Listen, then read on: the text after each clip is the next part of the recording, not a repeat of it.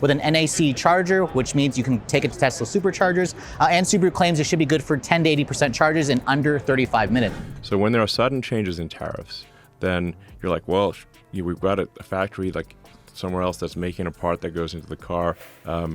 So you just got, you want to have, for tariffs, you want to have a ramp so that companies can adjust. Ever wondered why Elon Musk is having Twitter meltdowns about Japanese cars? Well, Subaru just crashed Tesla's EV party with a car that, get this, actually works without needing a software update every 12 minutes. Meanwhile, American auto workers are getting pink slips faster than Trump changes lawyers. The stable genius who promised to save American manufacturing is nowhere to be found, as Subaru, Honda, and Nissan are eating Detroit's lunch with EVs that normal humans can afford and drive without an engineering degree. Before we move on, I'd like to ask you a small favor. If you appreciate this content, please take a second to like this video and subscribe to the channel. Over 98% of you watch the videos without subscribing. It costs you nothing, but it makes a huge difference to us. So did you click the subscribe button?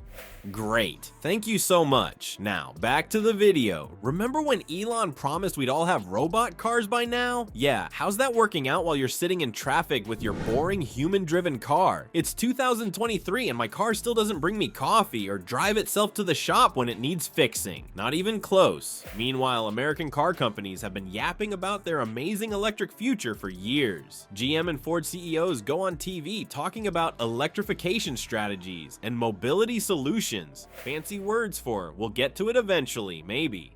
But guess who's been quietly making cars people can actually afford and drive? The Japanese. They didn't make big promises, they just made cars that were. Makes 375 horsepower. That's right, nearly 400 horsepower from a midsize electric SUV with a Subaru badge on it. I think you need to be careful with tariffs. I deal a lot with like supply chain issues where bad things happen. So I'm against like sudden giant tariffs because it's an impossible response. Subaru shocked everyone at the latest Auto Expo. They rolled out an EV that made Tesla fans choke on their kombucha. It wasn't covered in screens or weird door handles. It just looked like a normal car that happened to be electric. And boy, did this make Elon mad. He actually tweeted, "Funny how some companies think reinventing the wheel means copying Tesla." 6-star Subaru logo here, which kind of flows nicely into the non-grill because remember, it's a full EV. You know, like the global automotive supply chain for Tesla, for example, is incredibly complex. And build the factories and train the people and get the equipment in place.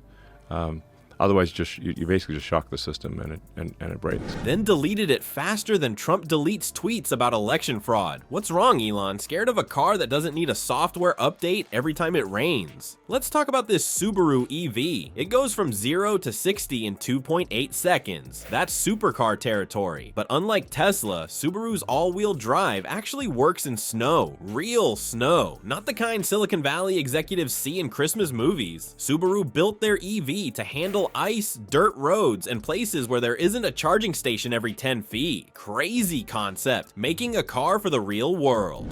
With an NAC charger, which means you can take it to Tesla superchargers, and Subaru claims it should be good for 10 to 80% charges in under 35 minutes. So when there are sudden changes in tariffs, then you're like, well, we've got a factory like somewhere else that's making a part that goes into the car.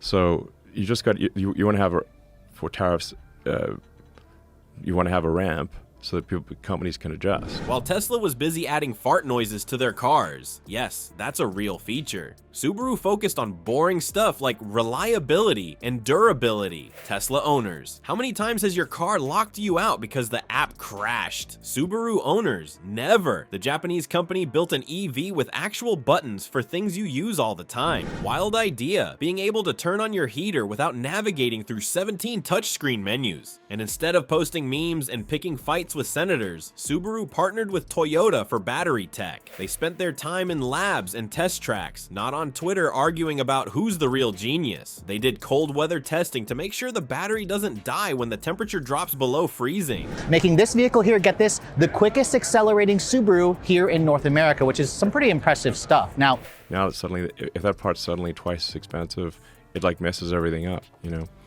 Because you got to move atoms. Like you've got to build a building, you've got to install equipment, you've got to train people. Revolutionary thinking, making sure your car works in winter. The sad part? American auto workers are losing jobs while their bosses blame everyone but themselves. CEOs collect million-dollar bonuses while telling workers, sorry, we need to restructure, which is corporate speak for, you're fired, but we don't want to sound mean. These executives spent decades ignoring quality issues, fighting against fuel efficiency standards, and paying themselves huge bonuses instead of investing in new technology. So how many American jobs are actually being lost? Here's the thing, the mass layoffs story is mostly exaggerated. The real problem isn't massive job cuts right now. It's that American car companies are slowly losing market share because they focused on hype instead of making affordable, reliable EVs. They spent billions on Super Bowl ads with celebrities, while Japanese companies spent that money on engineering. Ford's electric F-150 costs more than some houses in the Midwest. GM's electric Hummer weighs more than a small tank and costs $110,000. Meanwhile, Subaru and Toyota are working on electric cars normal humans might actually be able to afford without taking out a second mortgage. They're building EVs with simple focus systems like Subaru's EyeSight, a basic dual camera setup that handles lane centering and emergency braking without needing 17 computers. I think Subaru did a much better job with the exterior design for this vehicle versus when the Solterra first came out, of course.